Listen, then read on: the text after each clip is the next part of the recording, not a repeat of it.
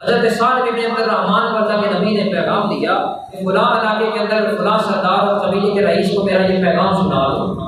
اب وہ نوجوان اللہ کے نبی کا پیغام لے کر چلتا ہے۔ ظاہر سی بات ہے، اب آپ سمجھتے ہیں زمانے کے پیش نظر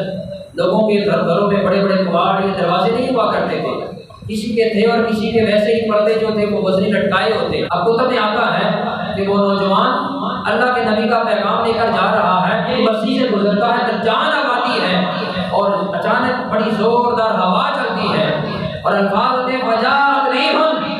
تیز ہوا چلی، ایک گھر میں پردہ جو لٹکا ہوا تو وہ پردہ ہوا کی وجہ سے اٹھتا ہے اور اس شخص کی، اس نوجوان کی نظر اس گھر کی غیر محرم پر پڑتی ہے اور حالت غالباً ایسی تھی کہ وہ یا کپڑے تبدیل کرنے کی حالت میں تھی یا غسل کی حالت میں تھی۔ الفاظ آتے فائز امرأۃ تغتسل، وہ نوجوان کی نظر جب اس پر پڑی اور غیر ارادی طور پر پڑی، ارادتاً نہیں پڑی، فائز امرأۃ تغتسل، بس اسی وقت نظر پڑنے کی دیر ہی تھی کہ اس نے فوری طور پر اپنی زبان سے کہا قال استغفر اللہ، یا رب مجھے معاف کر دے، غیر ارادی طور پر مجھ سے یہ گناہ ہو گیا ہے، ارادہ نہیں تھا۔ استغفر اللہ کی تسبیح فوری طور پر حضرت سعد بن عبد الرحمن کی زبان پر جاری ہو جاتی ہے، کثرت کے ساتھ بلند آواز سے استغفر اللہ استغفر اللہ استغفر اللہ پڑھنے لگ جاتے ہیں، جسم کانپنے لگ جاتا ہے، زبان لڑکھڑانے لگ جاتی ہے۔ 16 سالہ نوجوان ہے، نفس اس میں بھی تھا، خواہش نفس اس میں بھی تھی، جوانی کا شباب اس میں بھی تھا، لیکن اللہ کے نبی کی صحبت میں رہنے والا، اللہ کے نبی کی تربیت میں رہنے والا، آقا کائنات صلی اللہ علیہ وسلم کی تعلیم کی اپنائیت میں رہنے والا وہ نوجوان ایک غیر ارادی نظر پڑنے پر اپنے آپ کو گناہگار تسلیم کر کے، مجرم تسلیم کر کے استغفر اللہ کی تسبیح پڑھتا ہے۔ جس جانب اللہ کے نبی نے بھیجا تھا ابھی وہاں پہنچا نہیں ہے کہ دل میں خیال آتا ہے کہ وہ چیب نظریں اور وہ آنکھیں کہ جن آنکھوں کے ساتھ وہ اللہ کے نبی کو دیکھتا ہے، جن آنکھوں کے ساتھ وہ چہرہ وضحا کو دیکھتا ہے، جن آنکھوں کے ساتھ وہ امام الانبیاء کو دیکھتا ہے، آج ان آنکھوں نے غیر ارادی طور پر غیر محرم کو دیکھا ہے۔ آخر تیری سزا کیا ہو سکتی ہے؟ اپنے تائیں بڑی دیر سوچو بچار کرنے کے بعد وہ پلٹ کر گھر میں آتا ہے، کمرے کا دروازہ بند کر دیتا ہے، زاروں قطار ہونے لگ جاتا ہے کہ مجھ سے یہ گناہ غیر ارادی طور پر آخر ہوا کیوں ہے؟ یہاں پر اتنا زاروں قطار ہوا، اتنا زاروں قطار پر ہوتا ہے۔ پھر آخر دل نے فیصلہ کیا کہ سعد بن عبد الرحمن تو اس قابل نہیں ہے کہ آپ کو اللہ کے نبی کی بارگاہ میں جائے اور ان آنکھوں سے وہ دوبارہ چہرہ وضحا کو دیکھے، تو اس قابل نہیں رہا، بس گھر سے نکلا اور مدینہ کی گلیوں سے وادی سے نکل کر دور ماندہ ایک پہاڑ کی غار کے اندر بسیرا کر دیتا ہے۔ ایک دن گزرا، 2 دن گزرے، واپس نہ پلٹ کر آیا۔ اللہ کے نبی نے اس کے آس پڑوس میں رہنے والے صحابہ سے پوچھا کہ ماجرا کیا ہے؟ سعد بن عبد الرحمن کو ایک پیغام دے کر بھیجا تھا، واپس پلٹ کر نہیں آیا۔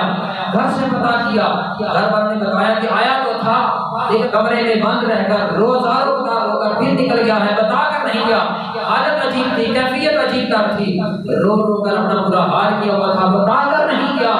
اللہ کے محبوب صلی اللہ علیہ وسلم نے انتظار کیا،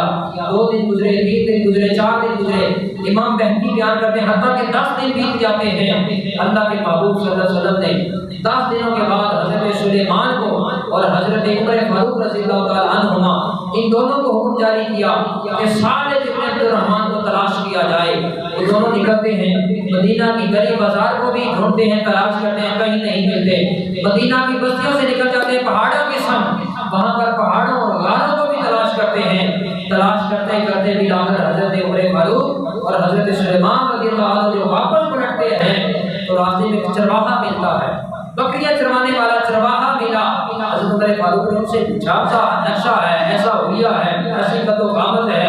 نام اس کا سعد بن عبد الرحمن ہے، ایسی رنگت ہے، ایسا نقش ہے، کیا اس جوان کو کہیں دیکھا ہے؟ گواہے نے کہا کہ فلاں سمت جنوب کی سمت میں ان دونوں پہاڑوں کے درمیان میں ایک غار ہے، اس غار میں ہر روز شام کے وقت ایک راہ و بقا کی گریہ زاری کی، رونے کی، زاروں قطار ہونے کی آواز آتی ہے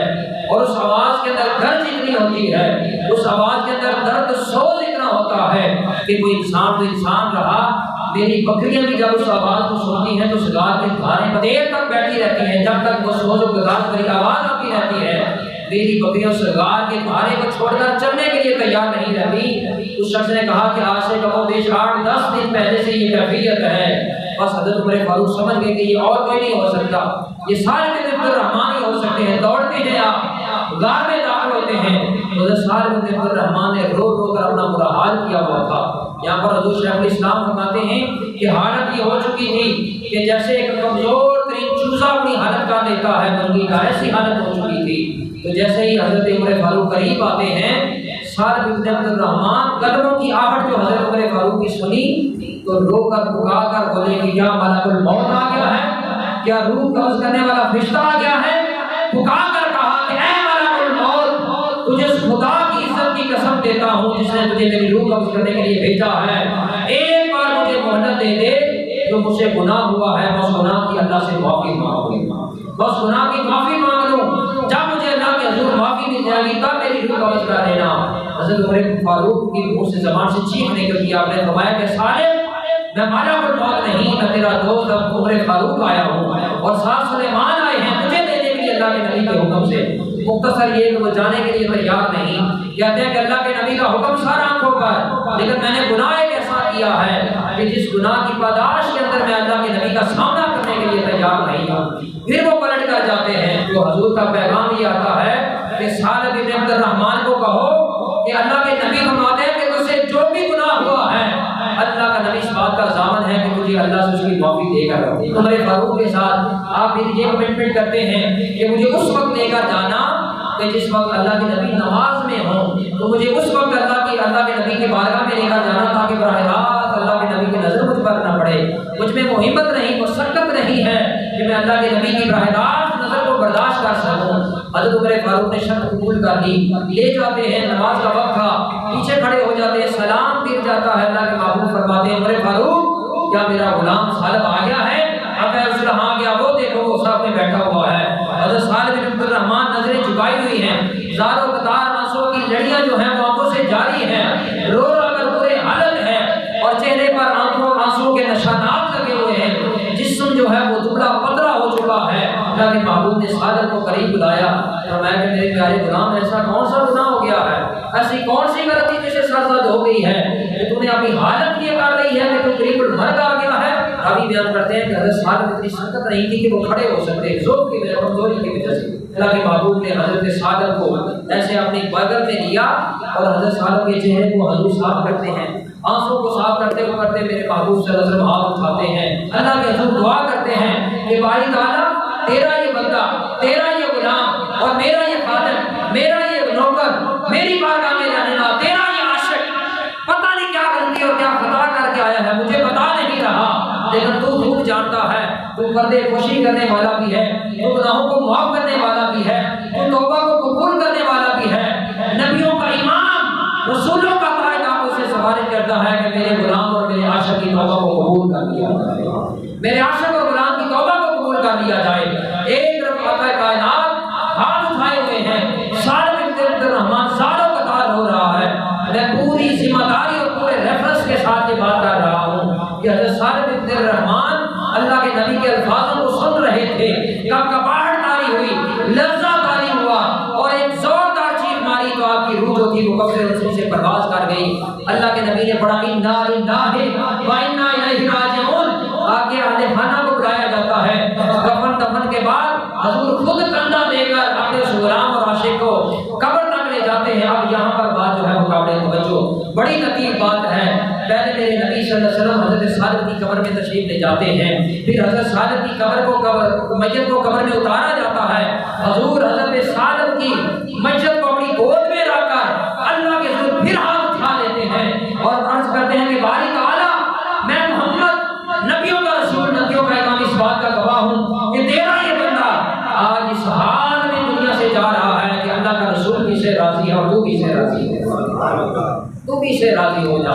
حضور پر اب یہاں پر محدثین نے کہا کہ وہ صحابہ جو دیکھ رہے تھے، عمر فاروق، حضرت عثمان غنی، حضرت ابوبکر، حضرت علی جلیل القدر صحابی، وہ کہتے ہیں کہ ہم دیکھ دیکھ کر رو بھی رہے تھے اور رشک بہا رہے تھے، کاش ہمیں بھی یہ سعادت نصیب ہو، ہمیں بھی یہ سعادت اللہ کے حضور ملے کہ قبر میں ہماری بیعت ہو اور اللہ کے نبی کی گود ہو، کاش ہمیں بھی یہ سعادت جو ہے وہ حاصل ہو جائے۔ اور مختصر اثر یہ کہ حضرت صالح بن عبد الرحمن آپ کی جب تدفین ہو جاتی ہے، قبر پر مٹی ڈال دی جاتی ہے، اللہ کے نبی صلی اللہ علیہ وسلم جب چلنے لگتے ہیں، بڑی ذمہ داری کے ساتھ میں بات کر رہا ہوں، اللہ کے نبی اپنے آپ پورا قدم زمین پر نہیں لگاتے، صرف پنجہ لگا کر چلنے کی کوشش کرتے ہیں۔ اللہ کے نبی ٹیڑھی اٹھا اٹھا کر چل رہے ہیں۔ صحابہ نے پوچھا کہ یا رسول اللہ وجہ کیا ہے؟ جگہ بھی کشادہ ہے، وسیع جگہ ہے، زیادہ رش بھی نہیں ہے، تو آخر ماجرا کیا ہے؟ تو میرے رب کے تاجدار نے فرمایا جو میں دیکھ رہا ہوں وہ تم نہیں دیکھ رہے۔ اللہ کی عزت کی قسم، اللہ رب العزت نے اس نوجوان کی توبہ کو اس قدر قبول کیا ہے،